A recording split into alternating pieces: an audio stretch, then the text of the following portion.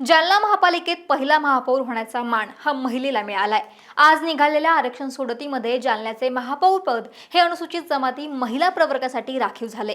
नगरपालिकेनंतर महापालिकेत रूपांतर झालेल्या पहिल्याच महानगरपालिकेच्या निवडणुकीमध्ये भाजपनं 41 नगरसेवक निवडून आणत बहुमतासह सत्ता मिळवली।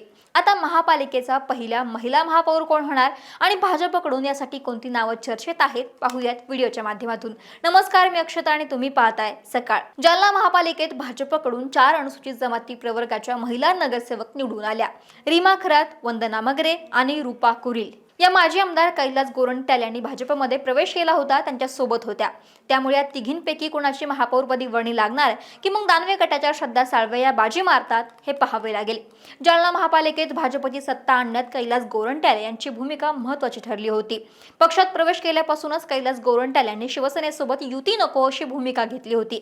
शेवटच्या क्षणापर्यंत शिवसेनेला ताटकळत ठेवून नंतर युती तोडण्याची रणनीती सुद्धा त्याचाच एक भाग होता अशी चर्चा सुरू होती।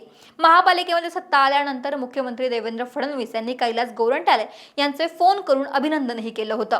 कैलास भाऊ, तुमच्या सांगण्यावरून युती तोडली आणि तुम्ही शब्द खरा करून दाखवला अशी शाबासकीच मुख्यमंत्र्यांनी कैलास गोरंट्याल यांना दिली होती।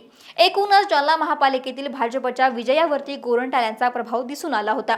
त्यामुळे पहिल्या महापौर पदासाठी गोरंट्याल यांच्या सोबतच भाजपमध्ये प्रवेश केलेल्या आणि निवडून आलेल्या नगरसेवकांची वर्णी लागण्याचीच अधिक शक्यता असल्याचं बोललं जातंय। महापालिका निवडणुकीमध्ये स्वबळावरती लढण्याचा निर्णय झाल्यानंतर भाजपचे नेते माजी आणि केंद्रीय राज्यमंत्री रावसाहेब दानवे, माजी मंत्री आमदार बबनराव लोणीकर, महानगर प्रमुख भास्कर दानवे यांच्या भूमिका महत्त्वाच्या होत्या।